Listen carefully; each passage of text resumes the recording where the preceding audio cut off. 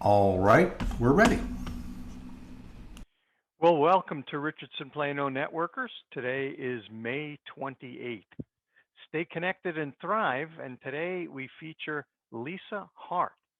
And Lisa will speak to us today on how to get out of our own way. What a novel concept. Leisa Hart is an inspirational speaker, guiding all walks of life to get out of your own way as she shares her journey from steel perfection to sensible living. During this inspiring event, participants will discover that our own success power is hidden right within. Lisa Hart, famous for her Warner Brothers Buns of Steel fitness program series, has a proven track record of success as fitness DVD icon, spokesperson, inspirational speaker, MC, author, inventor, and television host, generating over $1 billion in sales and over 6 million DVD units sold. Wow. Please join me in welcoming today's not speaker, that's from New York, Leisa Hart. Well, hello, everyone. Randy, thank you so much for that warm intro. If I'm ever feeling down about myself, I just want you to talk a little bit about me, make me feel better about me. So apparently we have only the successful minded people on today, right? Everybody raise their hand. Successful minded individuals. I'm going to share my screen with you because I love mental wallpaper. Although, isn't my backdrop pretty? Loving my backdrop. I'll have to remind me to come back to this painting if I forget, okay? Something special about that. So I'm going to start sharing my screen with you.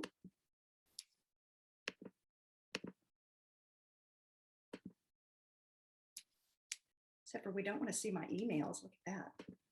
There we go. Okay. So what I'm wanting to press to you today is to get out of your own way and realize that we are the only thing that stands between ourselves and success. And if you really think about it, it makes so much sense that we are the ones who control the outcome of our own feelings and our own beliefs. And a little food for thought here, every person that walks into either your heart store or your mind's door, they all have a story. And we may think, oh, look at him. His life is perfect. Look at her. Look at Lisa. You heard what Randy said about me. It must be all sunshine, rainbows, butterflies. Think again. Everybody has their own story. Sure, I had a great start with Warner Brothers back in the day, over 25 years ago. Had a lot of fun, but then as I reached different milestones, started growing up a little bit more, started going through more things in my life, the challenges grew and grew and grew. Made it into my 30s, married, then the kids came, hit the 40s. Then I was diagnosed with RA that my mother was so kind to hand down to me. And I've been through hell, but I'm back. That was one of my trips to hell. And then turning 50. So now I'm very proud to say I'm almost in my mid 50s. And through that time, decided along the way to open up my own business. Being an instructor since I was 15 years old, many of us have the dream to own our own shop, our own place. And it was very, very rewarding, but it turned my passion into punishment because I think I can do everything myself. And so I did everything myself. I found through my days with Warner Brothers and then building up to opening my own business that I really had a knack for the tech side. And I loved to do web design, graphic design. I even did the architectural design to open up my studio. But to do all those things, apparently, if you're not going to delegate enough, you have to lose sleep many nights a week for days on end if you're going to be bullheaded and do it all yourself like I did. So with that brought on sleep deprivation, which brought on then lack of focus. Where was I? Yes, lack of focus, sleeplessness, sleep deprivation, anxiety, depression, losing my mind, and then ended up losing all my money because of all of those wrong decisions along the way. Now, would I change it? Probably not. All the wonderful people who walked through my heart store, all the wonderful experiences that I had, all the lessons that I learned. And then the biggest silver lining now for me is that I relate to my audience so much more on a deeper level. I understand the woman who can't sleep and can't focus and can't remember things during the day and forgot, oh my gosh, it's time to go pick up the kids. I relate to the person who is having to be on a much more stringent budget than ever before because of all the money that went into the business. I relate to the pain of people who have back problems or pain from an immunity disorder, autoimmune disorder, such as rheumatoid arthritis, like myself. So now when I do public speaking, I find that I have a lot more to talk about than just how I can help you make your buns perky. So speaking of doors, I love door analogies. I want you to put your thinking cap on. You have 3 doors, and you must choose one to walk through. And literally, your life depends upon it. The first door has a raging fire. The next door is a crazy gunman. The next door is a very hungry lion, and he hasn't eaten in 3 years. So which door do you pick? I'd like someone to raise their hand if they would pick door number 1.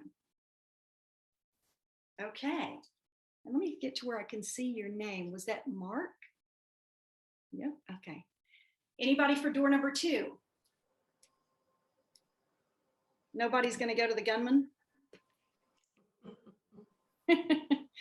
Okay. How about door number 3? Randy, I thought you said door number 1. No? Okay. Okay. It was Mark. Okay. Okay. Okay. All right. So here's the point. I'm glad that no one chose door number 3, but in a sense, we should have chosen door number 3. Oh, Randy did. Randy chose door number 3, and David. Okay, good. Maybe I still need to focus more. All right. Because the biggest thing that I said, and I skipped through it rather quickly,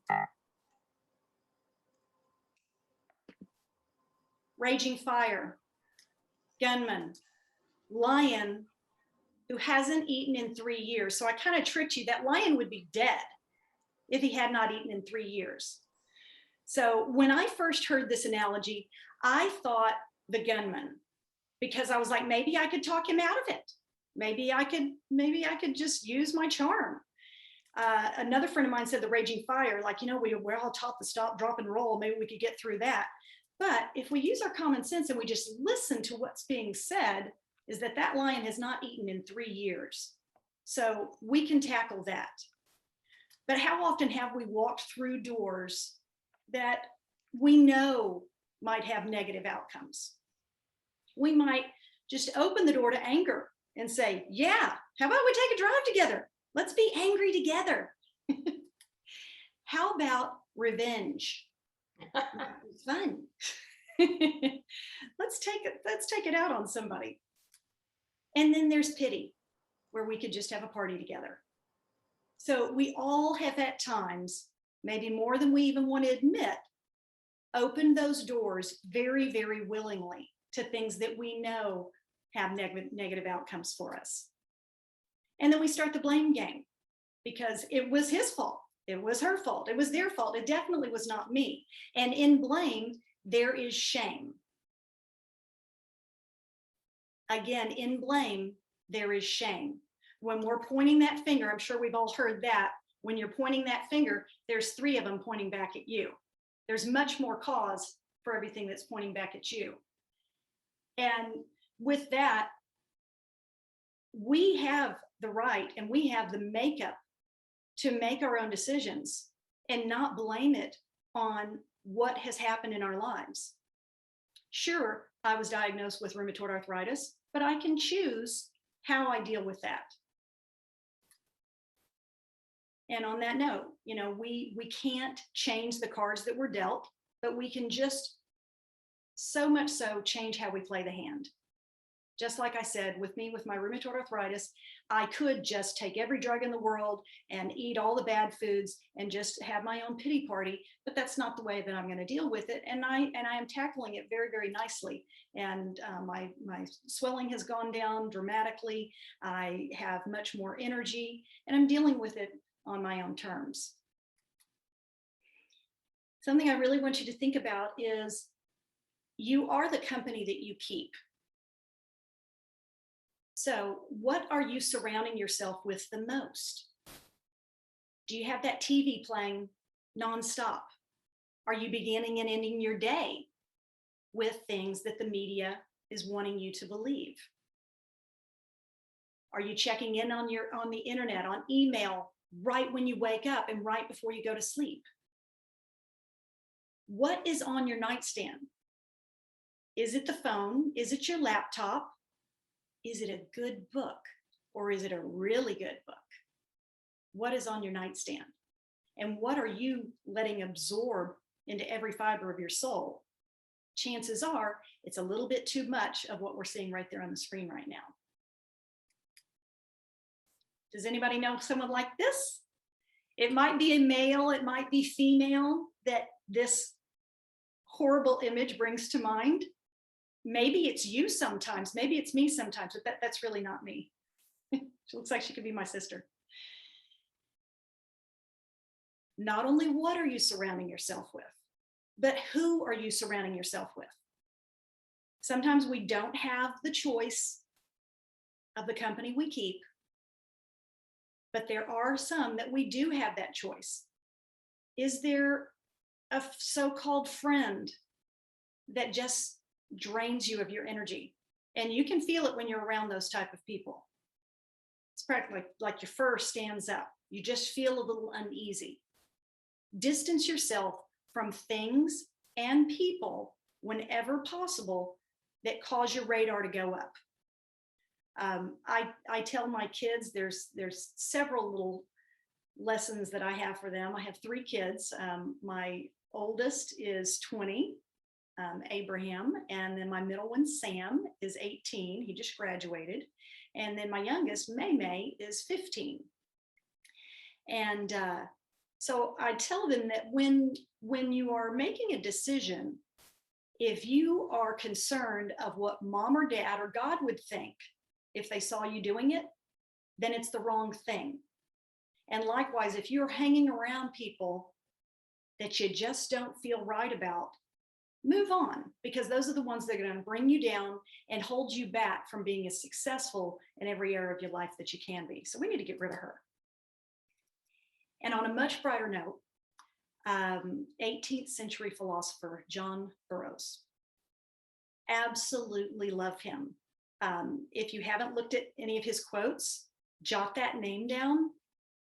And it is amazing how he's an 18th century naturalist, and how much of what he said back then is so true and so fitting for life today. And he says, it's always easier to believe than to deny. Our minds are naturally affirmative. So what that means to me is that we're ready to be sold.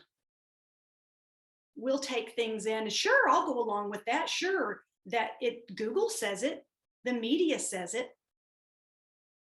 Just Google it. It must be true. So our subconscious mind is just a sponge, just ready to take in all the junk. But we've got to be that filter to go, you know what?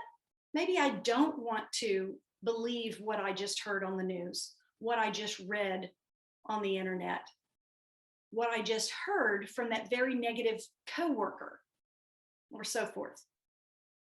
We need to put that filter on and choose what's going in and staying in our subconscious mind, because the subconscious mind is the one that makes those little decisions for us that are unconscious.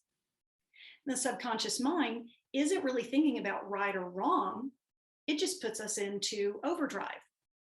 So we've really got to be concerned and cognizant of what we are allowing to come into our subconscious mind. And we focus so much on time management. Many of us do. Lists. Planning. But how about we plan a little bit first on our mind management? Because the mind is what is going to help everything else function. The mind is going to be that player that helps us turn away from accepting that invite to the person who's just going to drain your energy anyway. Turning down that request that's going to take up way too much of your time and cause you to be drained. Pushing the fork away from your mouth when it's time. Let's focus more on mind management than just so much time management, because in those lists that we have, nobody else really cares what's on your to-do list but you.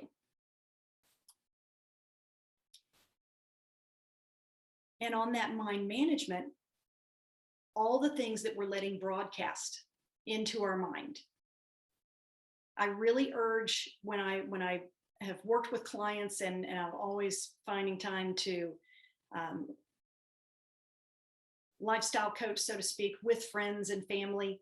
And one of the biggest things is, what are we allowing to be projected into our mind about ourselves? We've got to put on our own track, our own positive visualization, positive mental, instead of sabotaging, self-sabotaging, more of a self-strength.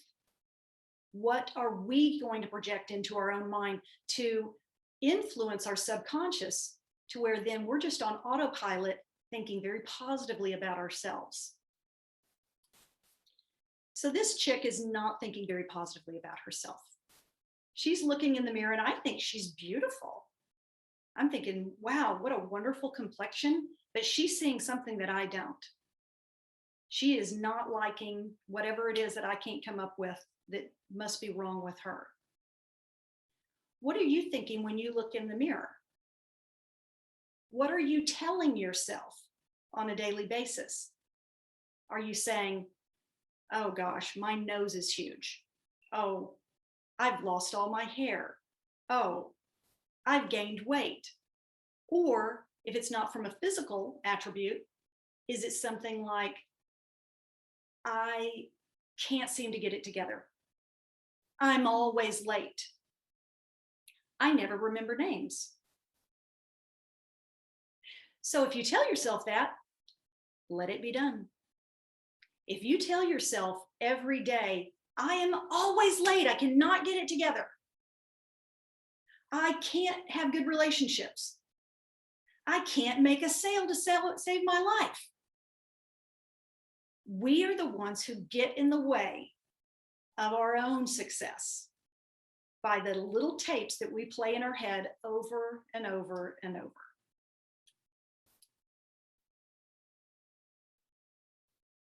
So if we take a look at this thin little young lady, does she have, and is this of you? Do you have the reject me posture or the respect me posture?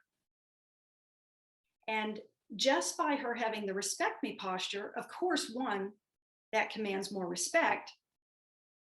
She looks lighter, she looks healthier, she looks happier. The reject me version of her says, I'm not happy with me, so why should you be? I don't want to be around me, so why don't you just walk away and leave me like everybody else did? Just even lifting up that vertebrae and lifting up those shoulders, she still doesn't even have that pleasant of a look on her face, but she has much more of a confident air about herself that not only would command respect from others, but from herself. By being in the reject me posture, because me coming from the fitness background, I got to throw a little bit of this at you. It's going to increase back and neck pain. I mean, that's hurting my neck just looking at her. It's throwing her internal organs off, so it's going to increase poor digestion, compressing the lungs, difficulty breathing, fatigue, pessimism. How can you be positive with a posture like that? It brings on poor concentration and definitely low self-esteem.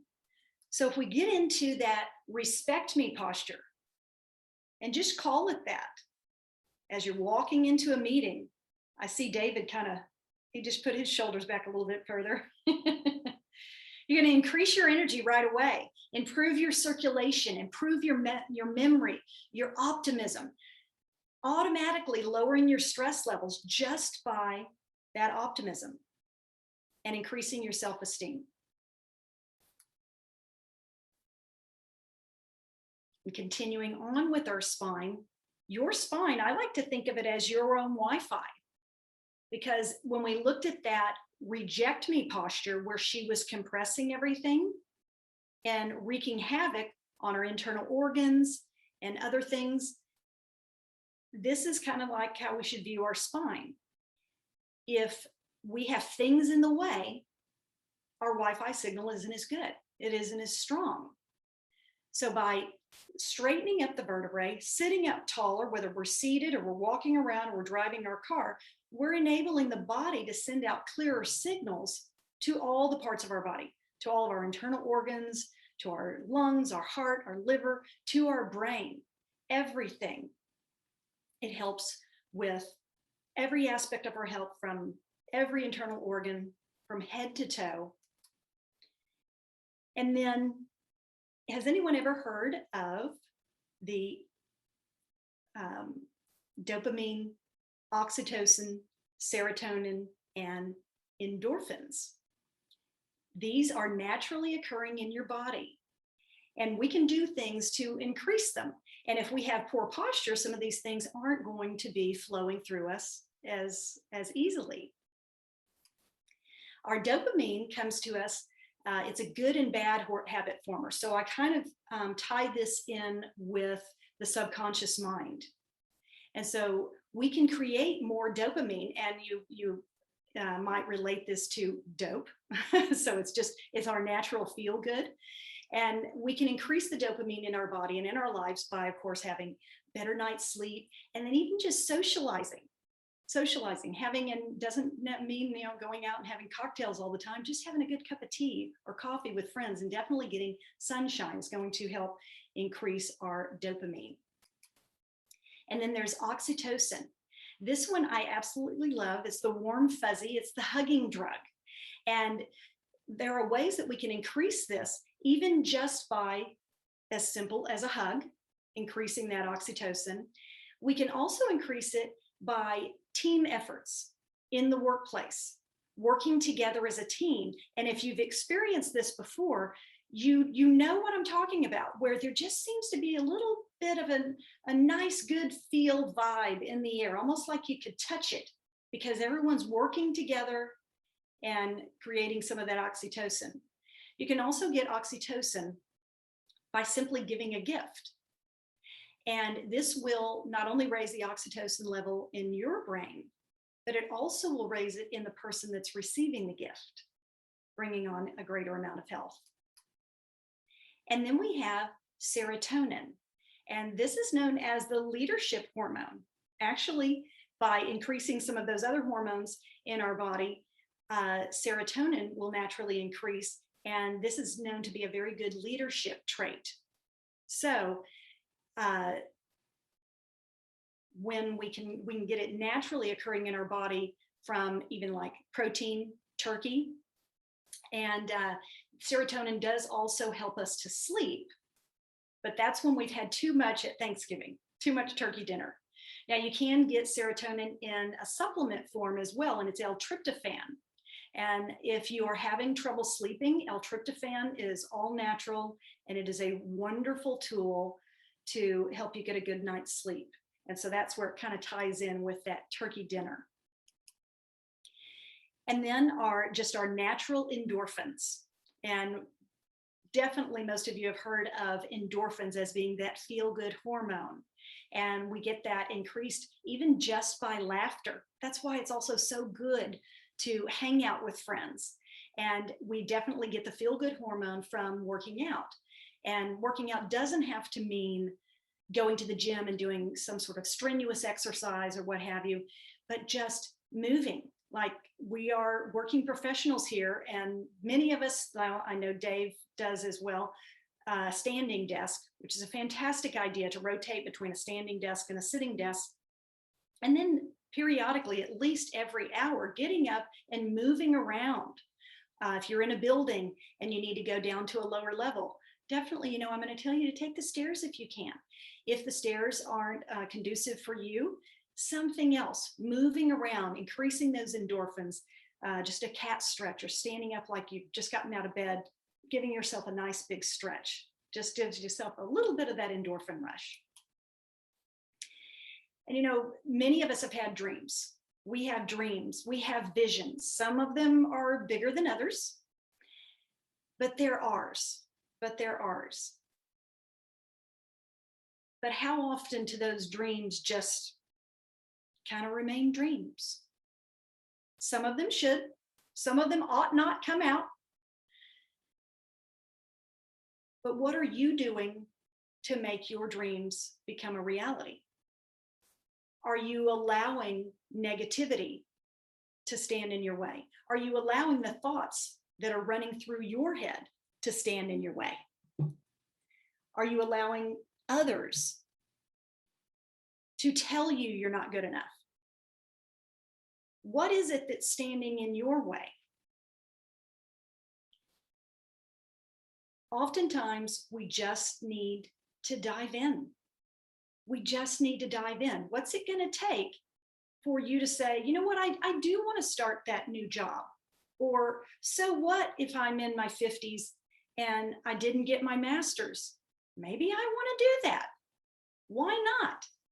My dad lived to be 94. I've got just about a whole nother life ahead of me. So there's a lot of things that I could dive into. And back to my buddy, John Burroughs. I absolutely love this quote. Leap and the net will appear. Some might think that that sounds a little dangerous-minded, irresponsible, irrational. I find it brave. I find it exciting. I find it exhilarating. And that's how I roll. My confidence is sometimes a curse, but in more ways, it is such a blessing. Because I'm like, I think I can do it. I'll try it. My first trip to Hollywood with Warner Brothers to shoot my first series with the Buns of Steel, did the shoot, and then I was being taken on a tour by one of the people on the crew, and we went to the Hollywood sign. And someday I will find this picture. I'm really sad that I can't find it. But I climbed the first O in the Hollywood sign. Pretty sure it's illegal, but I climbed the O all the way, little ladder all the way up. And that was extremely exhilarating. I wanted to do it, so I did it. And my life has been just about that way ever since. I think, you know what? I want to try that. I want to do it. Yes, I opened up the studio. Maybe it wasn't the best choice at the time, but I wouldn't change it. I'm glad that I did it. And I didn't let others stand in my way who said, you shouldn't do this. Because while in the end, there was a lot of pain and life taking different tolls on me, but my takeaway was the lives, the people who walked through my heart door, walked through my mind's door, and brought me to where I am today. So I urge you, what is it that's holding you back? Is there something that you want to change? Is there something that you want to try? Is there something that you just want to do differently? Kind of let that soak in. Do you want to change your job? Yeah, it would be tough. You might have to go on a strict budget for a while. But wow, what if you got out of that rut? Do you need to change your circle? Might hurt a little bit, might have to rip that Band-Aid off, but wow, what else is waiting for you out there? Do you hate where you live? What do you need to change to feel more fulfilled, to have a more successful life? What do you need to change?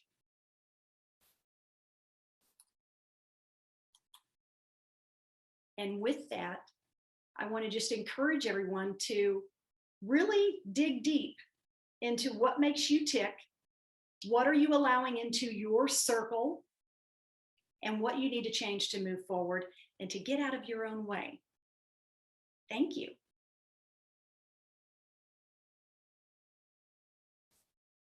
Well, that's awesome, Lisa, and thank you. All of these things are so fundamental and so important. In preparation, as Lisa and I got to know each other a little bit, I guess yesterday, I don't remember, I think it was yesterday we were talking. It's been a crazy week. We talked about what do you do with this stuff, and one of the things is there's some things here you may or may have heard before. There's things that I see some gray hairs and people around here on this Zoom, no, including myself. If I had hair, I say my hair is not hair doesn't turn gray; it turns loose. So I have that challenge. But anyway, any questions you have, or implementation is the most important thing. Taking action. The things that Lisa said, you may say, "Hey, I knew that."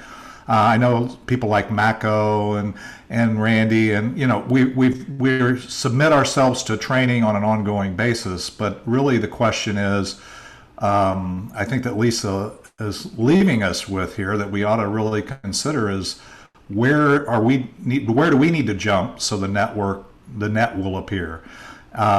Any questions that anybody has for Lisa? If you do, just open up your mic, or Randy, go ahead. Just a couple of comments. First of all, Lisa, that was a great talk. I second one of the chat comments from Zip. I really loved the slides. They really went well with what you were speaking about. And one of the points that you made was mind management versus time management. I'm on the tail end of my career. I've had a very successful career. I'm happy with what I've achieved.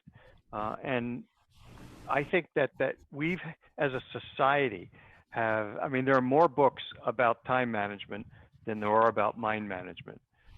And I really think that point, all of the things that you talked about today are being introspective and really working with your mind to manage your thoughts, what you do, how you take things in, what you do with what you hear.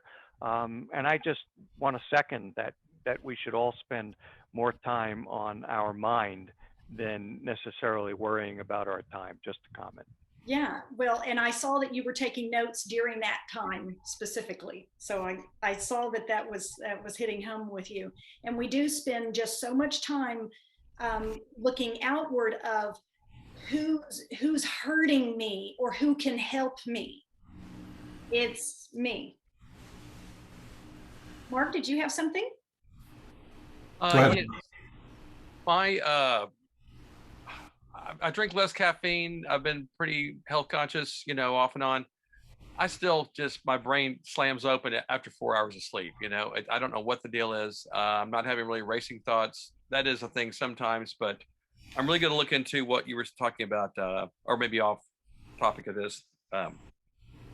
Okay, so you said that you're like when you're sleeping that you wake up after 4 hours? Usually 4 to 5 hours, no matter what I do. It's like this. It's the damnedest thing. I know it's an age thing, but I'm going to look into the L-Tryptophan. I didn't know that was. I'm going to look at my chart. Okay. Do you know, is there a time period that you typically wake up? That's just it. I've like is it between 1 and 3, or it doesn't matter? It's just 4 hours. It's usually about 4 hours. Yeah. So since I work late at night, sometimes I still do some club work. So my schedule's pretty crazy. That might just be the way it is, but I think are you getting up to go potty? Sometimes, yeah. But it's weird. I'll just wake up at like 4, like my brain's like, okay, time to start the day. I'm like, you've only had 4 hours of sleep. This is so, going back to sleep and taking a bunch of naps, and then you feel groggy, and Yeah. it's been So you are waking up at 4? Or usually after 4? after 4 or 5 hours. Yeah. Oh, No matter. Yeah. Okay. So, I was looking at the Meridian Cycle and ancient Chinese, anyway, wisdom, but the Meridian Cycle is based on, you can look it up, but our body's clock, our body's own internal clock, and the internal organs in various parts of the body are functioning at different hours. And so if you had told me that you're always waking up between, I have to do the pullback, 1 and 3 a.m., that is the most common period of time that people wake up. Mark, it sounds like you're barely getting to bed by then. exactly. Sometimes, yeah. Yeah. That 1 to 3 a.m. is the liver working overtime. And so a lot of times we might go to Bob's, have some steak and some wine and some dessert, and then you're so tired and you go home and go to bed, and then bam, between 1 and 3 a.m. you're up and you don't know why. That's because the liver is saying, you put a lot of trash in me, now we're both going to get up and work on it. Between 3 and 5 a.m. tells you that something's going on with the lungs. So I find it very, very interesting, the timing. But then Mark, for you,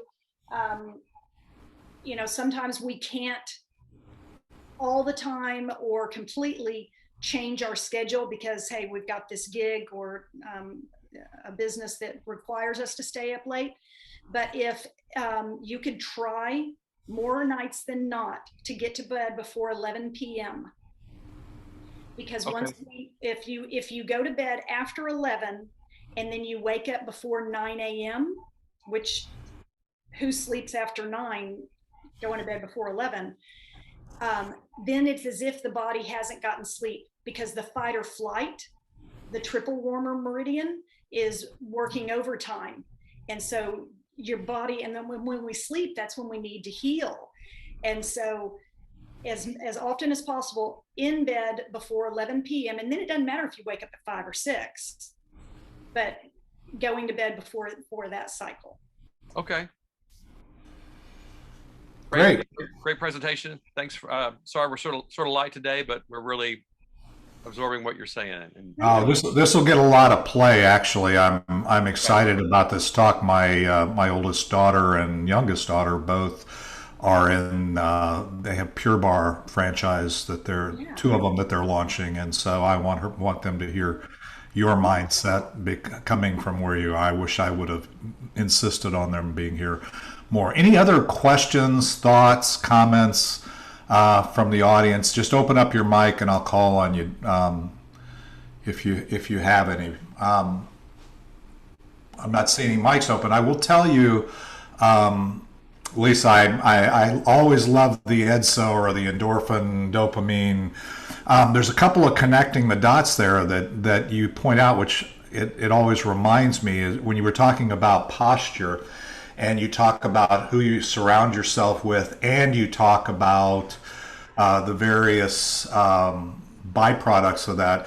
The fact that we're on social media so much, if you think of somebody or yourself on your phone when you're standing here holding your phone, and realize that the posture that you have is not the power posture unless you're holding your phone up here like this. So think about that when you connect the dots to what Lisa's saying, and think about what that's doing to the masses as far as their mindset. Mind management is that we tend to be in a subservient, hate ourselves, and we're, by the same token, you're looking at people who've curated content that tell you their lives are perfect. And think about the combination of those things. I have 5 millennial children, and think about the combination of those things and how that affects their ability to move forward and stuff in their life. So I find it all, that's my superpower, is connecting the dots. So I love just all of the slides, as it's already been said. I love the thoughts that you put, and my brain's going, I was writing down, connecting some of those dots and thinking, yeah, that's fascinating. And also this. So I see a couple other mics opened up. Mako, did you have anything?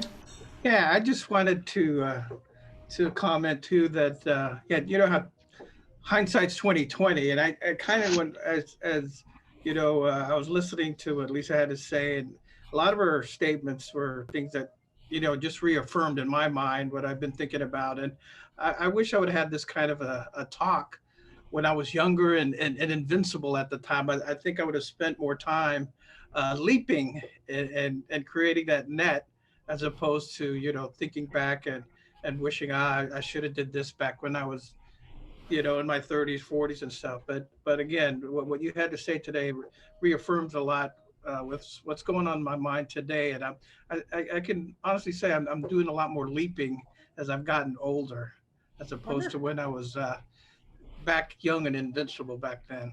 Wonderful. But thank you. Zip, did you have something? And if it better not be about CBD. Oh, I can't give my commercial, huh? I guess you just did that. It's CBG. It helps your brain. No, I was just saying, people walk into a room, like she said, posture makes a lot of difference. And if you're going to walk into a room, if you're down, then you need to give yourself a pep talk before you go in and put a smile on your face. Even if you're having a lousy day, nobody wants to be around somebody that's having a lousy day. And so that's, and I've done that, saying, okay, I've driven 20, 30 minutes to come into this network meeting. I feel down. I'm not going to, I've been here and never got anything about it, but I put a smile on my face and walk out with something. And that's just the difference in attitude of, in getting it that way. Yes, and that And the helps thing you about to the mentally posture, prepare. kids are getting, right. And the kids, kids are already having neck problems because they're always in the phone. And they're, so signaling the rest of their body is going to become a problem later in life. So that's the chiropractors are already seeing that in kids that are, always on the computers and always on the, so a suggestion for posture is when you're driving in the car or sitting at your desk, put a tennis ball between your shoulder blades and squeeze your shoulder blades together. And that makes you sit up taller. Right. That's a good point. And on this note, I want to bring up the opportunity to just talk about we're talking about posture, but then your posture and your body alignment at your desk. Yes, everybody, kids especially, are hunched over, but your eye line for your computer screen should be slightly upward, not downward. And then your hands at your keyboard should be just, your elbows come in and then your fingers are dropping just at elbow level. If it's anything off of that, then you're off. You're having to look down at your computer or look way up. It should be with just the natural curve of your spine. Awesome. Patricia, did you have something? Yes, first of all, a comment about the tree of life behind Leisa, and I love the way your name is spelled. Thank you. We've made many pins like that with the different birthstones and all, but you said to remind you about the other picture. Yes, and I was gonna do a shot of it. Here, I'll just bring y'all over for a little show and tell. Let's see. 1 second. There we go. Can everybody see that? Yep. Okay, that is a painting that I did in my early 20s. And there we go. And during COVID, oh, hold on.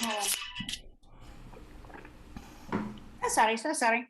During COVID, I dug that thing out from the attic, and I've decided that rheumatoid arthritis is not going to hold me back from painting. And so I'm going to start painting again. My hands were, there was so much swelling and so much pain in them for a long time that I quit doing I shouldn't have told you to bring that up. I quit doing what I love. Yep. And so You can I fix that. I actually, no, that's okay. I mean, that's beautiful because frankly, we all do that. We accept you said it goes right back really, Lisa, to the heart of what you shared today is that we accept those limitations. We all have our limitations. In fact, success is overcoming limitations. But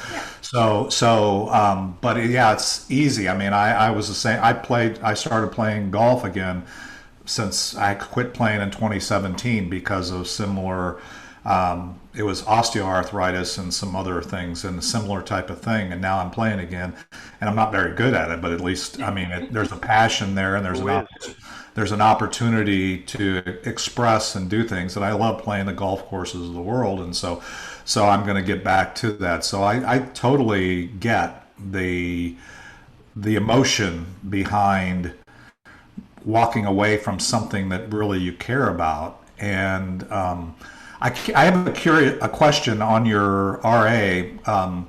One of the things I discovered in my own journey was the fact that I was gluten sensitive and it was causing inflammation in my body. And that actually has made a huge difference once and that was through elimination. I realized that when I put it back in. And so have you experienced dietary things that you've been able to do or whatever in overcoming? That is my number one weapon is my nutrition. Mm-hmm. And I finally had blood work done for food sensitivities. And I did that, it's going on 8 years ago or so. And I found that it was wheat, gluten, I had dairy, corn, and so for some people, pizza is pleasure. For me, pizza is punishment. But I have found a wonderful cauliflower crust pizza.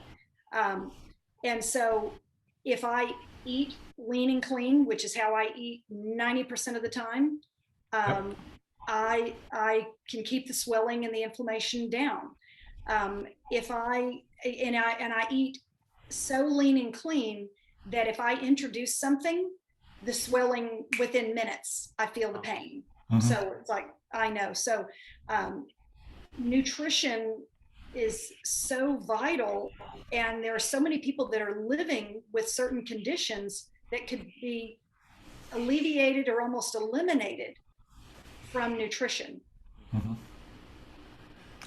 Beautiful. Yeah, I'm glad your experience, because like you say, the hydration, nutrition, things that we can all do, we don't have to take a pharmaceutical or anything for, can get us a long way down the road. Well, that's beautiful. Let's give Lisa a hand again. Randy, I'll give you but I just want to make sure. Thank you. I do want to honor and appreciate the fact that you chose to share with us on Friday before Memorial Day.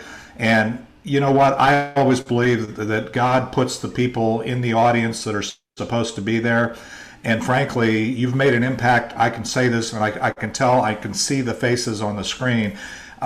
You've made an impact on everybody here. And I always say, if I impacted one person when I talk, then that's worth the investment of my most precious asset, which is my time, in doing that. So I just want you to know how much we appreciate your willingness to share. It's been awesome. I'm really looking forward to getting the recording out there. I will send you the recording as well, and so that you can choose what you'd like to do. Since you asked me that, and if I forget, feel free to reach out to me. But again, I just really want to honor you for that. For those in the group, I'm going to just do a couple of quick announcements here. We got about 6 minutes. Monday, for those that are kind of coming to the Monday Mixer, we are not going to do a Monday Mixer on Monday because it is Memorial Day. We're going to honor the Memorial Day holiday and be focused on that. And hopefully everybody remembers why we celebrate that Monday, and it's for people who've given their all for us. And so always want to be respectful and honor. I mean, I like to see family and have fun, but I think take a moment, take that time that you should, and realize that we have what we have because of sacrifices of other people. Next Friday, we're going to be doing a training on how to use the tools that we have at our disposal in our group. A lot of things have changed. A lot of things have improved dramatically. There are tools out there that people aren't even really aware of that are on your phone called Clubhouse. We now have applications on our phone for Be Connected. There's just a lot of things that we can improve the way we work as an organization. And if you know anything about Richardson Plano, we add one person a day to the group, even through the pandemic, on average, because we never are satisfied with staying in the same place. Life is a journey, and we're never going to see the destination until it's over. So we're going to continue to improve. I know a lot of you folks are here. Zip, did you have any announcements or anything? Yep, on Sunday at noontime at Rivershawn Park, this has become an annual event. It's called Carry the Load. And so down there for the entire weekend, guys are camped out. And it started because one guy had a fallen soldier and he couldn't figure out what was wrong. And so he started carrying a pack and started walking on Memorial Day. And so that's where the Carry the Load came about. So if you want to come down there, they go about 5 miles, or you could do just hang out there for a while and be with the event. But that's noon and Sunday at Rivershawn Park, just north of downtown. Hey, Zip, if there's a link for an event or anything that you can find, if you could share that on our private Facebook group in a form of announcements. We do have a Facebook group. Next week we won't have Monday, but we'll have Wednesday and Friday. We do have that Facebook group that everybody can go to, and you can share any announcements, offers, those kinds of things there. Any other announcements? Lisa, what can we do for you? You've blessed us quite a bit. Is there anything before we sign off that we can do to serve you? Oh, well, another thing that I was going to maybe talk about, and I didn't really, but just in the point of COVID gave us all, while it was a curse, there was a blessing in it as well, where it just made us all just slow down and have to think. And that's what I wanted you to be thinking about today also, is there something you could do to be changing? Whether it's a job, a relationship, or a living environment. And so during COVID, that gift was given to me for me to really slow down and go, what is it about my career that I love the most? And what do I really want to focus on? And so I invested in myself for the first time, and I joined the Speaker Lab to really, while I've been doing public speaking for 25 years, where I've just gone and done a speaking gig here or there, I really honed in on what is my message and what do I want to do with that. And so I haven't done this presentation today is the first time I've ever done this one. And I've just taken bits and pieces and everything. And so I need to do more events like this to practice it. And so if other people have other events that they need a speaker for, whether it be live or virtual, because I know that what my main passion is serving others and filling others' tanks, and that I do know that I have the talent to do it in a bigger scale. And so that's why I'm not doing the one-on-one lifestyle coaching anymore, because I do have the wherewithal to share it with the masses. So if anyone has, whether it's a church event, a business event, Zoom or live, reach out to me, because I need more practice and more audiences, and I need to get more things to fill up my highlight reel. Great, absolutely. And I know you'd mentioned that. I wanted to make sure we got that out there. We've got a number of people, again, there's 1,600 plus in this group when they see this video, and I'll keep this part of it. I won't edit this out because, we have a lot of chambers represented here. We have other networking groups. We have men's groups, women's groups. I can think of a number of places, and I think the fundamentals that you share in now your core message, I think, can serve any audience. And so, and you did a great job. So again, let's give Leisa a hand. We're at 1 o'clock. We're formally over. Leisa, thank you.